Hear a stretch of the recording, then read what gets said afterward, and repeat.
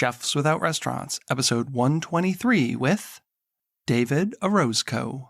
I really look at what is the holistic approach to a person and what's really driving what's going on with their eating and what is their relationship to food, and looking at behaviors and how those behaviors dictate the way they eat. This is the Chefs Without Restaurants podcast with your host, Chris Spear. Each week, I'll be speaking with food entrepreneurs and people in the culinary industry. If you're interested in learning more about our organization dedicated to helping people build and grow their food businesses, look us up on the web at chefswithoutrestaurants.com and .org, and on Facebook, Instagram, and Twitter at Chefs Without Restaurants. Now, enjoy the show.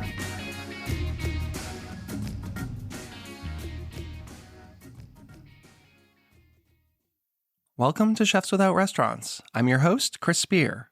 On the show, I have conversations with culinary entrepreneurs and people in the food and beverage industry who took a different route.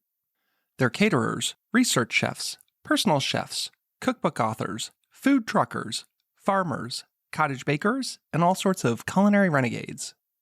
I fall into the personal chef category, as I started my own personal chef business, Perfect Little Bites, 11 years ago. And while I started working in kitchens in the early 90s, I've literally never worked in a restaurant unless you count Burger King or Boston Market. This week, we're joined by David Orozco. David owns Orozco Nutrition, a nutrition and wellness practice in Atlanta, Georgia. David's been in practice for close to 20 years as a registered dietitian nutritionist, and he's a certified intuitive eating counselor and exercise physiologist. He's also the host of One Small Bite, a podcast that seeks to help people build a positive relationship with food and their body through an anti-diet, self-compassion-driven approach to vulnerable conversations about nutrition. On the show, we discuss many aspects of nutrition, health, and wellness, including intuitive eating, intermittent fasting, and special diets such as keto. David talks about his approach to working with clients and why he doesn't focus on weight and weight loss. David also talks about disordered eating and shares some of his favorite resources. So this was the first time I had a dietitian on the show before, and I know that health, diet, and eating are very personal subjects. Obviously, I myself am not a doctor or a dietitian, and, you have to do what works for you.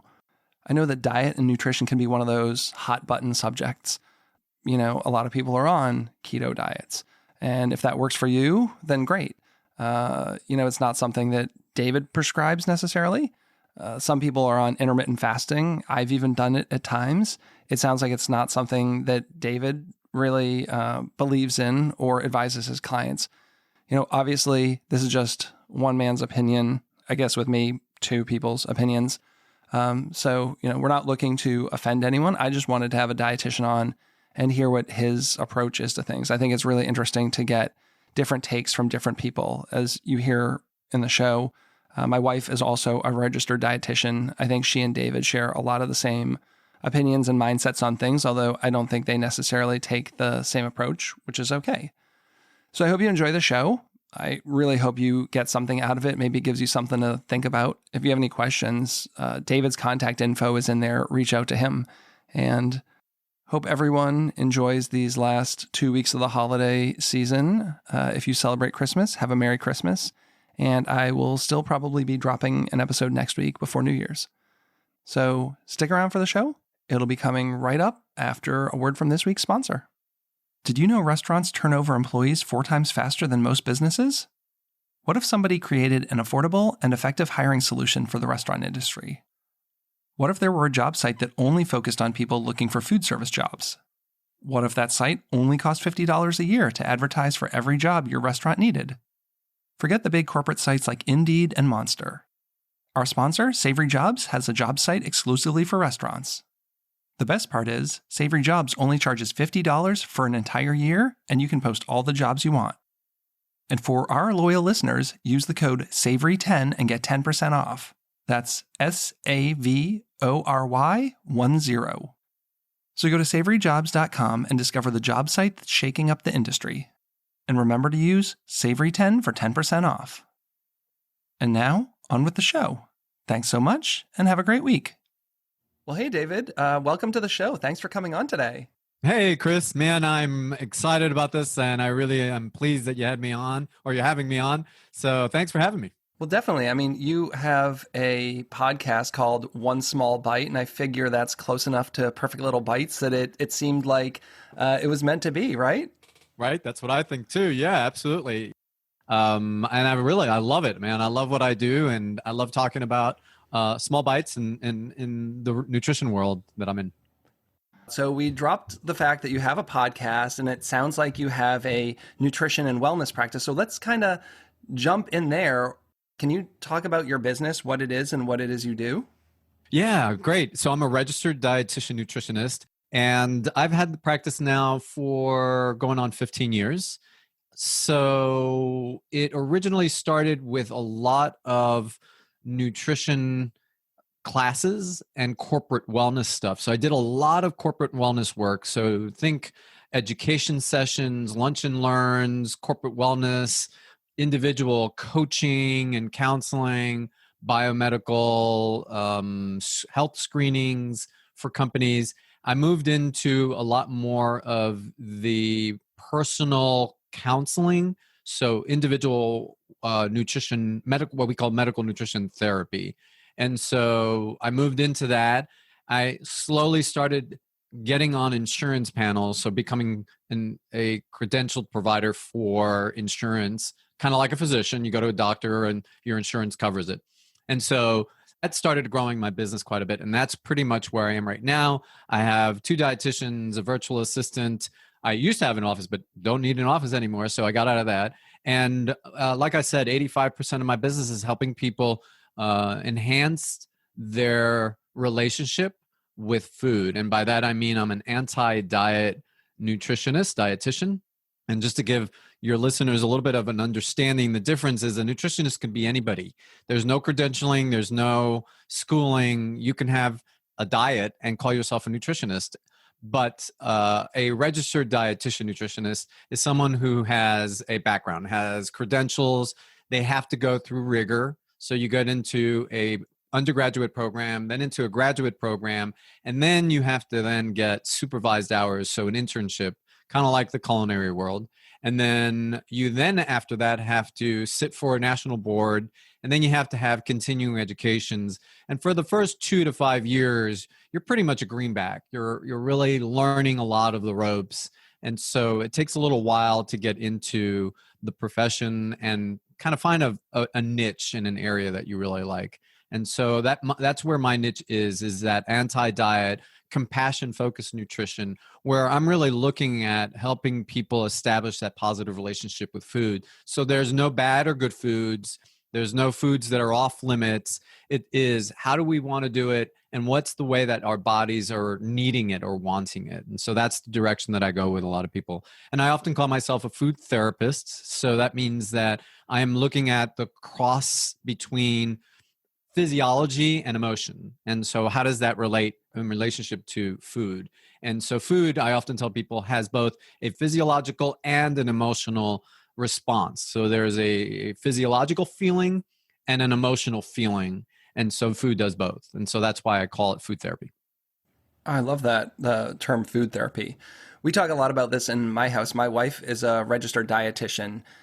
She went to culinary school with me, but she always wanted to get into health and nutrition and wellness. Actually, Johnson & Wales was starting a nutrition program. She would have been the first graduating class. And I think once she started, she wasn't sure she wanted to be the test subjects. In fact, at that point, they couldn't even tell you if it would be accredited, and then you could go get your licensing afterwards. So she decided to work a couple of years, but she's gone down a very similar path and has a similar mindset. You know, there's so many armchair nutritionists these days, right? Like, we all have the internet, we all have a platform, and just the kind of stuff that's out there, whether it be someone, you know, talking about anecdotally what they've seen work for them, or just some really bad misinformation. Yesterday at home, we were talking about there's some keto pill now or something like that you take and you're supposed to lose weight.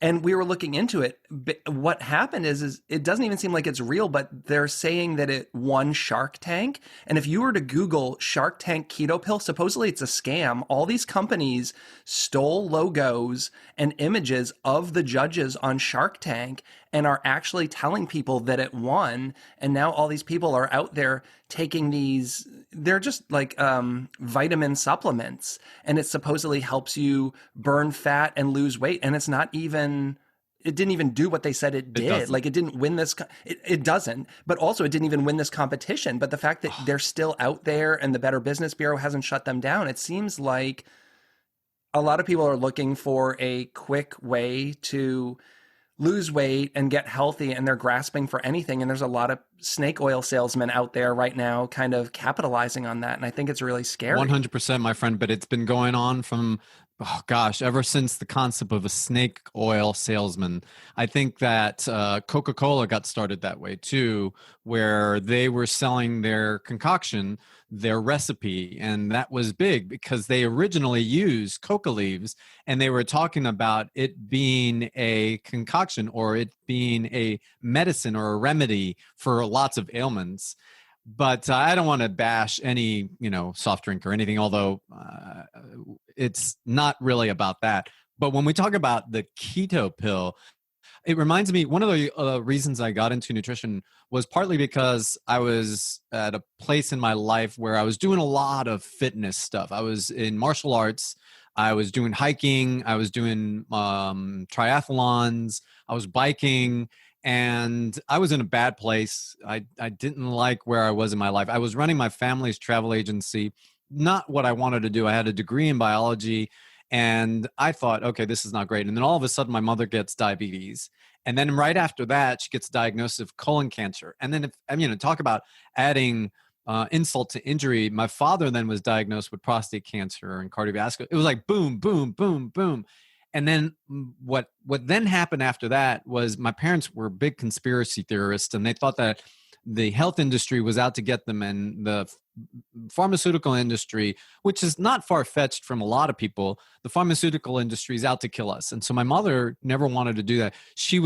My parents were buying this supplement called NRT. It was supposedly, and I'm doing air quotes, a natural killer cell enhancer that will help alleviate cancer. And they were using careful words there, right? Because they weren't allowed to use that. And so the FTC closed them down. And I remember my parents bought the last box. They spent $1,200 on the last box of these pills. And they had like 25 or 30 bottles with like, I don't know how many pills in each bottle, but they dropped $1,200. And this is when my mother was, dealing with all of this stuff. And she also did this raw living food diet program. And we thought, back then I wasn't a dietitian yet, and I haven't even started my program. And I thought, oh yeah, this is going to be great. And I remember talking to the owner of the Living Food Institute. And she said, well, we're not dietitians. We don't prescribe diets. And I said, but the living food, you've got recipes and you've got meal plans, and I don't understand what you're doing. And so she said, no, yeah, you have to talk to a registered dietitian nutritionist or a physician.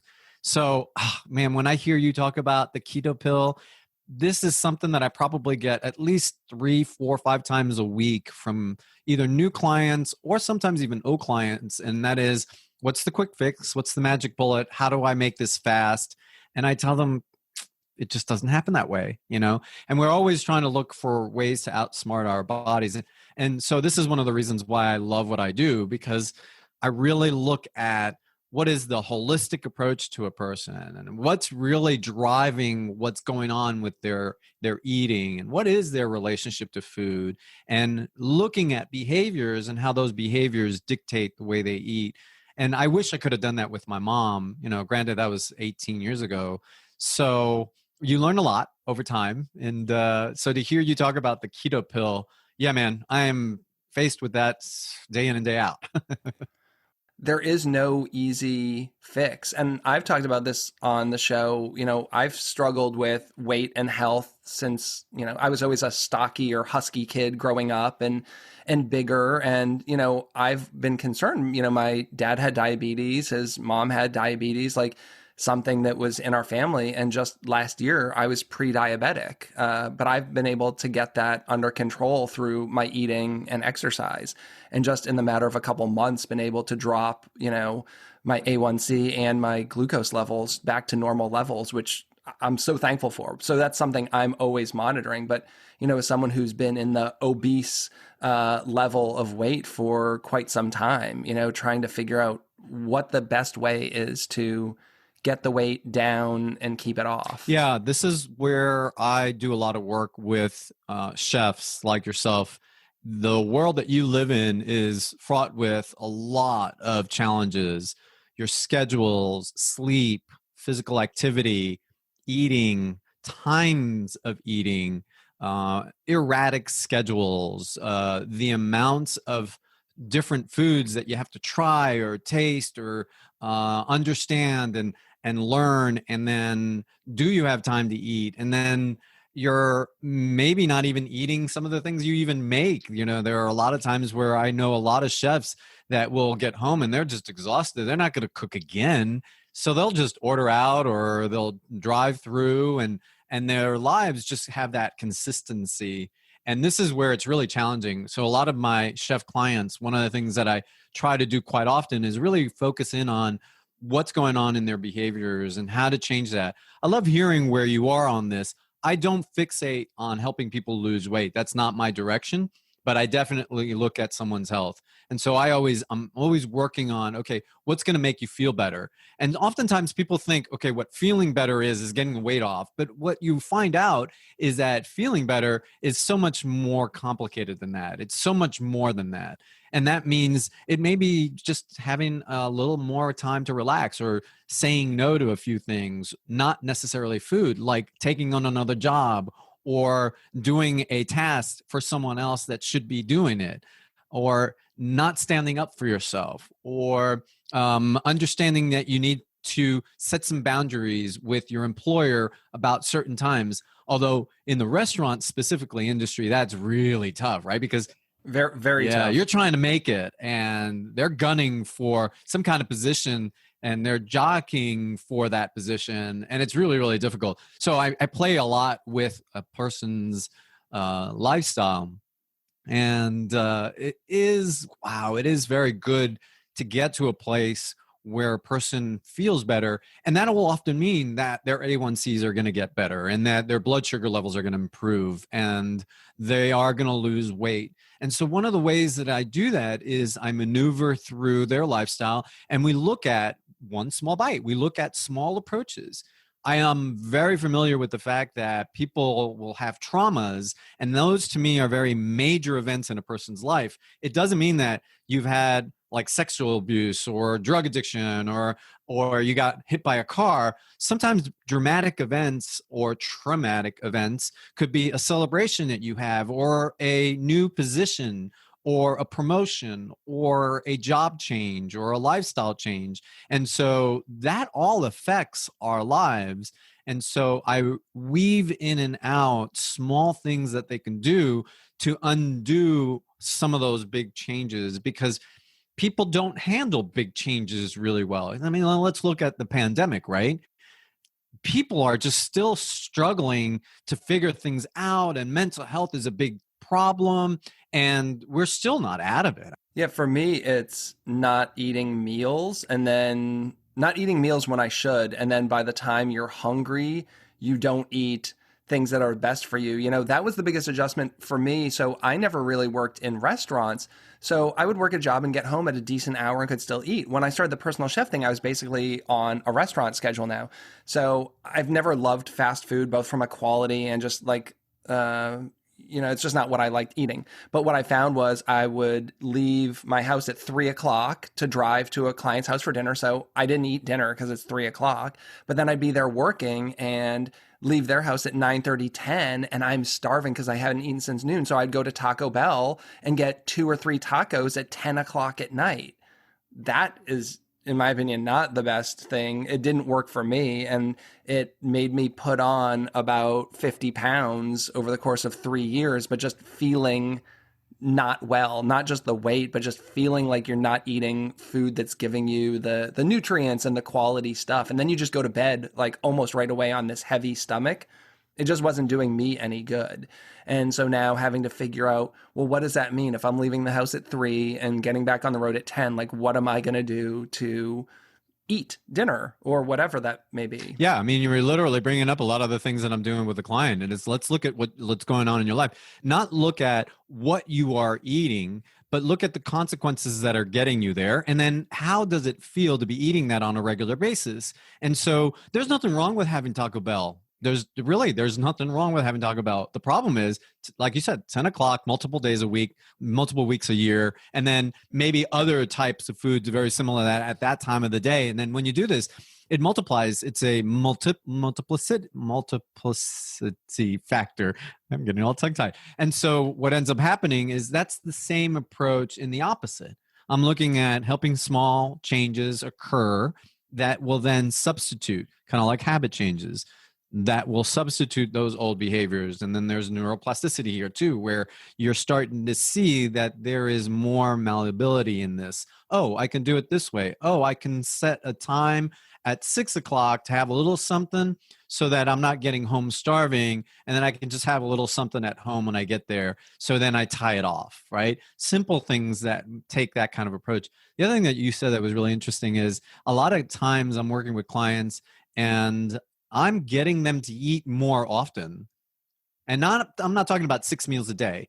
I think one of the things that you said that was really key there is like sometimes you'll go all day without eating. And it doesn't matter what kind of job you're doing, whether you're a traditional chef at a restaurant or you're doing your own personal chef business or other non-traditional chef businesses. I think it's really, really important, no matter what career is, to understand sometimes people will just go. And then when you stop to eat, they'll skip breakfast or they'll skip lunch or they'll skip both. And then by the time you get to the end of the day, you don't want to do anything. You're exhausted. And so you're willing to order out, or you're willing to just snack through the night, or, choose foods that would not normally be part of your routine, but it's because your body is starving. And funny though, when you skip meals like that, what often happens is your metabolism slows down quite a bit. So now you get to the end of the day when your body doesn't need the energy anymore, but your hunger level is high. And it may not be like you want a big platter of food. It may be little urges and cravings and temptations, and you eat a little something, then you eat a little bit more, eat a little bit more. And by that time you're getting to bed, your body's like, well, I don't want any more of this. Or your body's like, well, I don't really need this energy anymore, so I'm just going to go ahead and store it over time. And so, yeah, it leads into those kind of challenges later in life. So do you have a stance on intermittent fasting? Yes, don't do it. But it's all the rage right now. Everyone's doing it. It is all the rage. But you know what? It's so was Atkins when it was the rage, and so was keto when it was the rage, and so was paleo when it was the rage, and so was Whole30. I think keto is still the rage. Keto, you know what's interesting is that I often find people that will do intermittent fasting and keto dieting at the same time. Whew. So you skip a meal and then you just eat a whole bunch of fat for lunch and dinner? Pretty much, yes. Yeah, I mean, that's so fraught with disordered eating. It's incredible. But often what happens is that you're not only creating a stress by not eating earlier on in the day, you're also creating a stress by not getting a variety of nutrients into your body. And so your body is going to win pretty much. Most people are just unable to sustain something like that. But let me talk more specifically about intermittent fasting, because it's not about what you eat, it's about the time that you eat. And so the concept comes from, all right, let me not eat at this time. It shocks my body to use up stored fuel. Oh, this makes sense. And then I'll eat in this small window of time. And then that's good. And that's traditionally what I've seen most people do. There are various forms of intermittent fasting, but that's the most common. They'll do either a 16 or an 18-hour fast. So they'll stop eating somewhere between 6 or 7 p.m. until noon, 11 or noon the next day. What happens is then from noon, they might eat 3 meals because they're going to have to stop at 6 or 7 again. And so they might not get 3 meals. And the biggest problem is not so much that a diet doesn't work. Intermittent fasting works for losing weight initially. But like any diet, after about 3 to 6 months, forget it. It's just going to stop doing it. And it's not because of the diet necessarily. It's because of the body. The body's not designed to move that way. So here's a couple of things that I often tell people. If you were a Ferrari and you were Formula One, would you put half a tank of gas in that car? Heck no. You got 60 to 70 laps. Of course you wouldn't. In fact, you're going to fill it up maybe 2 or 3 more times, right? So that's number one. Number two, you are a Ferrari or a Porsche or whatever kind of car in your own life. You are gunning and on all day long. Whether you're a stay-at-home parent or you've got a career, you are running at all cylinders all day long. And so imagine not fueling yourself. What ends up happening is a stealing from Peter to pay Paul kind of concept. What I mean by that is, yes, if you fast, yes, you will burn energy, but your body always looks at the easiest energy to burn, and that's going to be either in your liver or in your muscle. So it's going to be glycogen that's stored in your liver or your muscle. And so what often happens, whether you do intermittent fasting or any diet, is that your body is going to go for that energy first. It's not going to go to your fat first. Now, it will burn fat. And I'm not going to say that it won't, but it will go to the lean tissue fastest because burning fat is very laborious. It takes a lot more, 3 or 4 times more the amount of enzymes that it does to take glucose out of muscle or your liver. So that's one thing. I mentioned this a little while ago too. At the same time, your metabolism slows down. So 4 or 5 years down the road, and this is what most people don't see. Yeah, you might have lost weight during intermittent fasting and it was great. 4 or 5 years down the road, most likely, most people gain the weight back. And what ends up happening is the body has great memory. So the body goes, he, she, you're at it again. Oh, no. Wait, they're starving. Hold on to that fat. Hold on to that fat. Hold on to the fat. Don't let him lose that weight. And so actually it gets harder and harder. Then the second part is you've also aged 5 more years. And if you're doing this multiple times, what happens is that the person gets what's called a weight loss intolerance. The body is actually incapable of losing the same amount of weight. However, when you're 40 or 50, your mind still thinks that you are the same person in your 20s, even though you physically know you're not, right? Right. But it's no longer that way. And so I know that's a long explanation to intermittent fasting, but you could have asked me about paleo or keto or Whole30 or Atkins or South Beach or whatever, and I would have told you the exact same thing. It's the same concept. Well, I think one of the things I see is it seems easier if you don't care about food. Like, that's crazy to me that people don't care about food, but I love food. And I think a lot of people love food, but I see all these people who do like weekly meal prep and they eat the same thing every day. Like, it seems like, sure, I could cut my daily caloric intake if I had a boneless, skinless, baked chicken breast 7 days a week that's like 150 calories and some kale or whatever, but like I want a piece of pizza for dinner tonight, or I want this. But I'm just always amazed when I see these people line up these tables and take a picture of the same thing, and they just like make their food on autopilot and they're eating on autopilot. Like, where's the joy in that? And I guess some people don't care, but I can't imagine how not fun or enjoyable that is to just every day, like a robot, like take your little black container out of the fridge and take it with you to work and eat the same thing that you had yesterday, just like over and over. And that's not going to be sustainable. You can maybe do that for months or even a couple of years, but in 15 years, are you going to be eating the same thing every day for lunch? At some point, you have to have a normal relationship with food where you can eat things. It's the same with like social situations. Like if my friends say, hey, do you want to go out for tacos tonight? I don't want to have this panic attack where I'm like, oh, well, what can I go? Are they going to have paleo food for me? Or am I going to be able to have this and that? You know, I'm not talking about obviously allergies if you have celiac or something, but people who are having self-prescribed restrictive diets. It's, in my opinion, looks like an eating disorder or a mental issue more than anything else. And I just kind of see that as a new challenge we're going to have, is more people having an unhealthy mental relationship with food. I mean, is that kind of where you're thinking about these things? Yeah. Oh, absolutely. So before having an eating disorder, there's a concept called disordered eating. And so that is sort of the entry into eating disorders, where eating disorder is actually a mental and a medical condition. It's a diagnosis. And so we think of it as anorexia or bulimia. There's also binge eating disorder, but there are other categories too, like perfectionist eating, which is called orthorexia.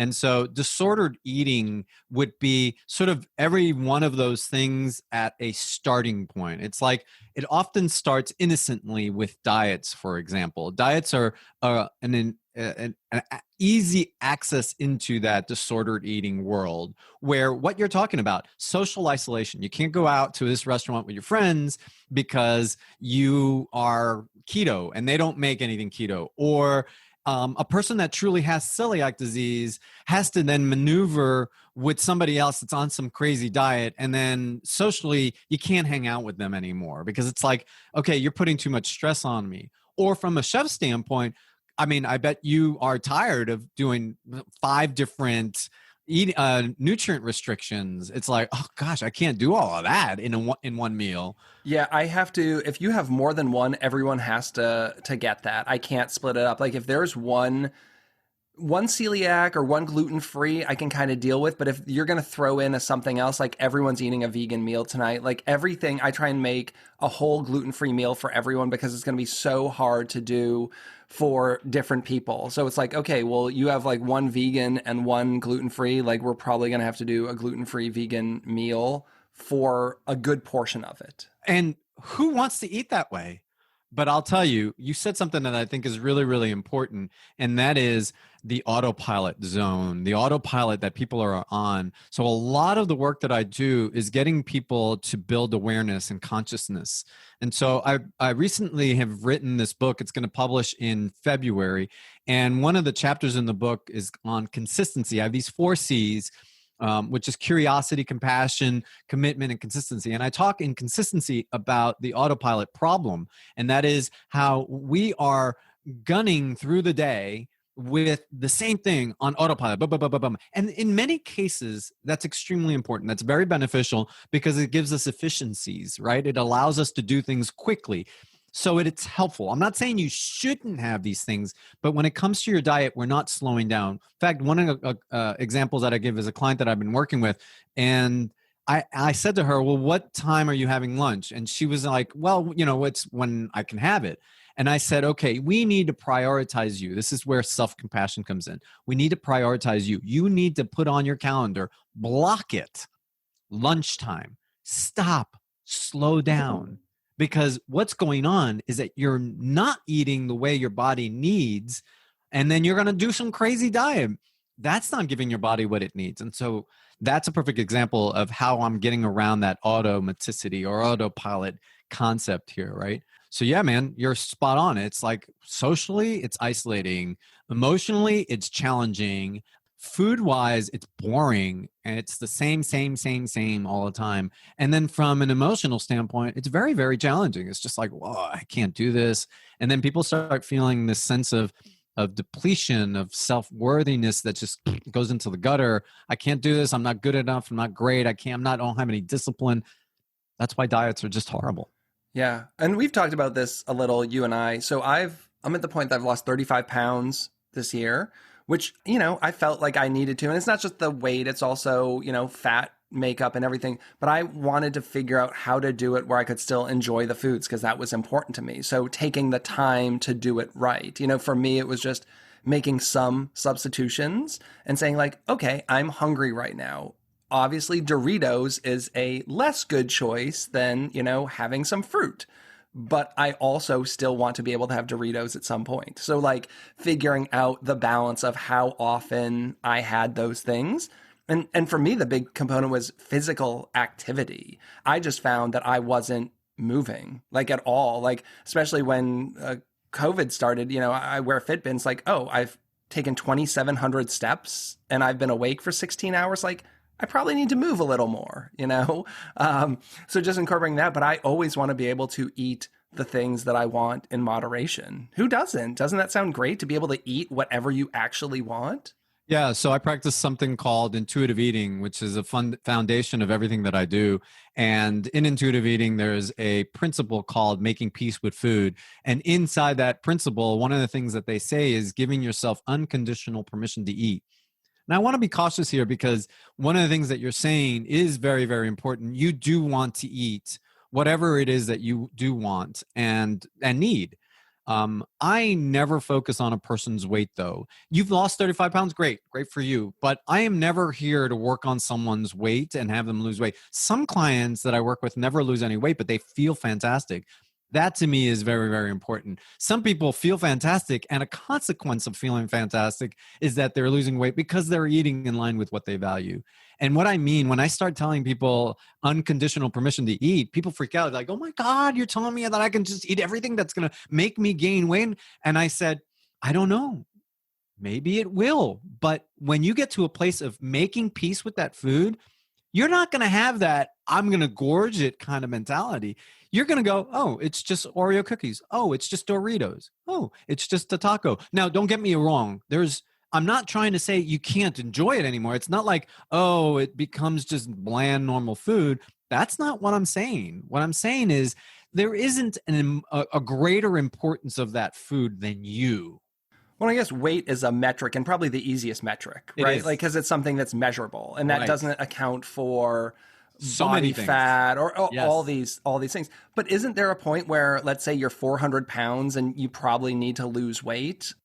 You know, that's a really good question that you ask. And so even with someone who is 400 pounds, I know that sounds really crazy. So bear with me here. I don't focus on getting them to lose weight. A lot of times, someone who is at 400 pounds, they're in some really serious challenges in their lives. Now, don't get me wrong. There are consequences of that amount of weight gain, but the vast majority of people that I'm working with are not at 400 pounds. Although 400 pounds is very sensationalized in shows on TV, like the half-ton woman or the half-ton man, or, you know, my body is killing me or something like that. And it's sensationalized. And so what happens is we create a stigma around someone's weight. We create, oh, they're lazy, or they're horrible, or they are doing something bad, or look. And a lot of times we are not anywhere aware of the consequences that have gotten them in that point in their lives. So a lot of the work that has to happen is looking at variables that are more important. Like maybe it's more about, with someone like that, it's maybe about learning how to breathe better, or learning how to find a comfortable way to sleep. Or maybe it's about learning how to use certain equipment to help you do a little bit more movement. Or maybe it's about learning how to set a time for a meal so that you pay attention to what your body is needing. And that's where I'm going with this. Now, may they need to lose weight? Probably. They probably can feel a lot better when they lose that weight, because I would imagine that nobody that's 400 pounds is going to feel fantastic, right? So yes, but the problem is if that we focus squarely on weight, we lose a lot in the nuances of what I've just mentioned, in those kind of things like where their sleep is, where their mental health is, what conditions are going on at home, what's their social aspects, their social determinants, what is their health insurance, their job, their occupation. There's so many other variables. And then what ends up happening is that we end up stigmatizing that person. That person then feels themselves. And I get this from not 400-pound people, from people that are 210 pounds. People that are 10 pounds heavier than they, quote unquote, again, air quotes, want to be.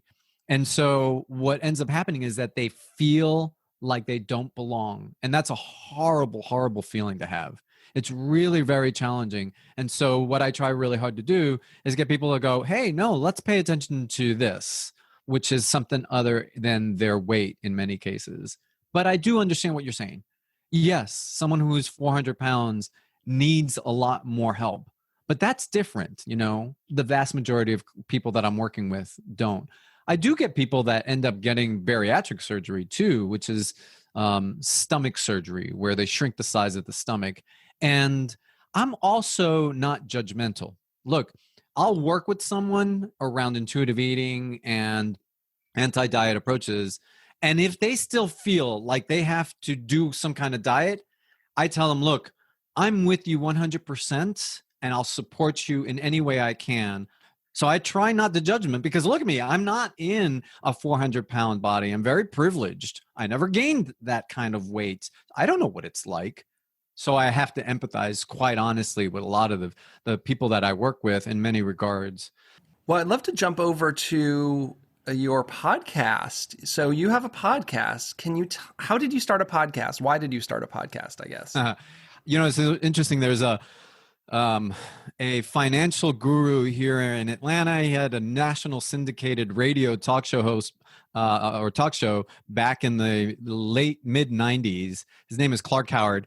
And I was going through my nutrition program after years of listening to him.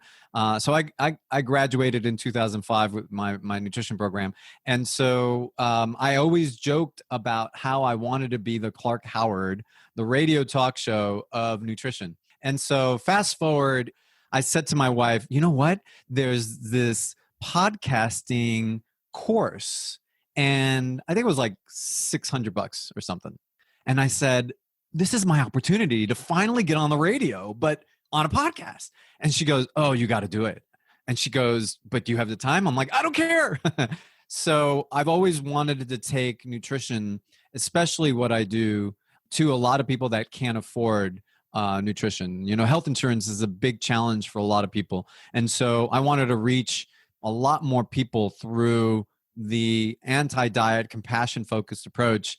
And so that's where I ran into this guy named Pat Flynn, and he has a program called Smart Passive Income, and he has a course called Power Up Podcasting. I bought the course, and so a little plug for Pat Flynn, but I bought it, and I went through the motions, and I mean, excuse the pun, I chewed on that like you wouldn't believe. I just devoured it, and I put everything together, and I was like, yep, I'm going to do it. I started my podcast for men originally, and I started going more towards the diet stuff that I just mentioned I don't want to do, which is so unfair to a lot of the listeners, but I thought I needed to reach an audience somehow. And I thought, okay, I'll talk about losing weight and I'll talk about diets and stuff like that. And then probably come around, I would say May or June, I was like, I can't do that anymore. I started shifting. And so that's where the whole podcast came in. And I love it. I do a show every Wednesday. And then I have once a month, I'll do a Friday foodcast.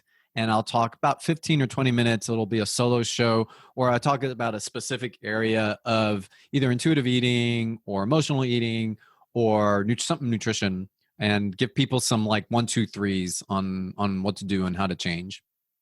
That's great. How do you find your guests that come on your show? Do you reach out to people who you just, are you looking at like topics, specialists in any one area? So yeah, I go 3 areas. So 3 areas would be medical, the second mental health, and the third culinary. So those are the 3 main areas that I'm looking for guests.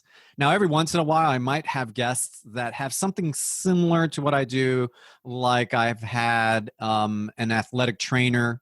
I've had a person that calls herself, has a program called Mom and Ours, where she helps young adults maneuver life a little bit. So every once in a while, I might have guests like that. But those are the 3 main areas that I try to reach out for. I specifically like mental health quite a bit because a lot of what I do is in the mental health realm. But chefs fascinate me. The lives, the stuff they create, they're so artistic and they're so creative. And that's kind of where that intersection is those 3 areas. You said that you didn't say on the show, in your bio, it says that you auditioned for the show MasterChef. Is that Yeah, true? man, that was cool. That was so cool. I did that back in 2017 or 2016. I can't remember exactly. And it was so cool. I think I got to the fourth round, but I didn't make it. And you know what's interesting about the show? What they're looking for is you've got to have like a personality. Not only can you make a great dish, but you've got to have personality. And so they're looking for crazy people sometimes is kind of like what I had. But so, yeah, I went to a hotel and I brought in, so I have the recipe on my website. It's called Alma del Sur or Southern Soul. And it's a play on words, meaning because I'm from Colombia. So what I did is I did this arepa, right? So it's a corn pancake that we make in Colombia. Colombia and Venezuela is very famous for it. So it's a arepa and I made a pulled chicken. And so I put chicken inside a slow cooker and I did beer and a whole bunch of spices to it, onions, garlic, and I forget what else, Worcestershire, balsamic vinegar, a little bit of sugar, cumin, coriander. Anyway, I did a whole bunch of this stuff in the slow cooker, and then it was, pull off the bone, kind of soft, shredded chicken. And then I laid that on top of the arepa. Oh, well, actually, I put queso blanco, a little bit of butter. I put the pulled chicken on top, and then I sprinkled a little bit of garnish on top of that. And I had that with a side of mango kale salad. And that was the winning recipe for me on that show. But then what I started realizing, it had nothing to do with the food after that. It was all, how spectacular can I be? How much can I move my hands? And how crazy was my story? That was kind of the draw. Well, isn't that how all of like social media is as well too? You kind of see the rise of the TikTok cooking star these days, and it's all about, I'm going to take this pat of butter and throw it 40 yards across the kitchen and get it to land in a cast iron skillet and it's going to sizzle. Like people love that. Yeah. And it's cool. It's entertainment, but that's exactly what it is, right? It's entertainment versus the actual cooking skill at some point. Yeah. Good luck doing that in your own kitchen. So I always like to ask, what are some of your favorite tools or resources? So like whether this be about eating or cooking or anything that you use in your business, what are some things that you love, whether books, computer programs? All right, I'm going to go with the simplest, and then I'm going to do some other things. So one of the simplest things that I love using on a regular basis, which really helps people a lot, but they absolutely despise having to do it, and that is a food journal. I think that the food journal is so important because it's a reflection of who you are. You know that saying, you are what you eat kind of concept? I love a food journal because a journal can really tell and show you what your patterns are. So it's the best way to enhance a person's awareness of what they're doing. With that said, honestly,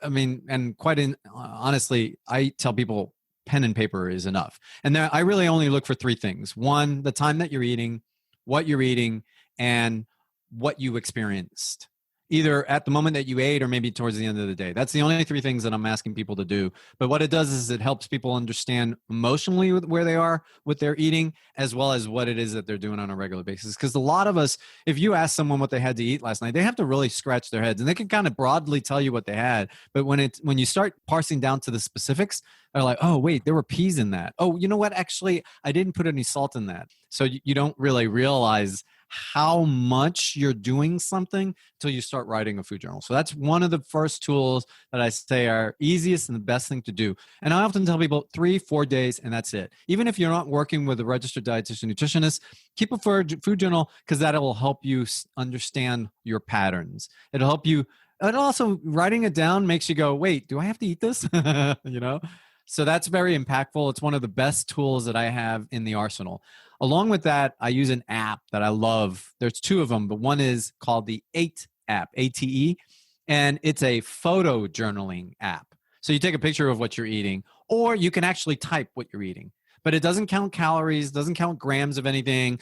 And then it has some questions about kind of similar to what I'm asking people to do emotionally or their experience. It's like, where did you eat? Who did you eat with? How did it feel? And so I love that app because I can also connect with my clients on that. So I work with clients while they're using that app. So the journaling and then the apps are one. The other tool that I love a lot is intuitive eating. And intuitive eating is a book. It was published originally in 1995. So it's 25 years old. They are on their fourth edition of the book. So the fourth edition just came out this past June. And I've had both co-authors on my show, Evelyn and Elise. And so you can listen to some of those podcasts. I think it's podcast 13 with Evelyn and podcast 37 and 38 with Elise on episodes on my show. But intuitive eating is a great place to start. They also have a workbook. And then the other tool that I love using, or resource that I love using quite a bit, is I have to get a plug-in to our national organization, the Academy of Nutrition and Dietetics. Finding a registered dietitian, especially one that is intuitive eating specialized or counseling certified, and that's a great place to start as well. So those are 4 tools or resources that I would say are quick go-tos there. And there are a couple of things that I might do on social media. On my website, I do have a meal planning kit. It's or guide that's very intuitive eating based. And then I have some other resources like a pausing exercise that I do, and then also a meditative eating exercise that I do with clients. So those are pretty much my go-to resources or tools. Great. We'll link all that up here. Hopefully people will reach out. I think it sounds like great tools. So I hope people take advantage of that. I know my wife will be appreciative of you plugging, finding an actual dietitian to help you with your journey. Thanks so much for coming on the show. I really enjoyed talking to you. Yeah, I really did too. I really appreciate it. I'm so glad that you asked me to come on, and I'm glad that you were able to come on my show as well. So yeah, Chris, thanks a lot. Go to chefswithoutrestaurants.org to find our Facebook group, mailing list, and chef database. The community's free to join. You'll get gig opportunities, advice on building and growing your business, and you'll never miss an episode of our podcast. Have a great week.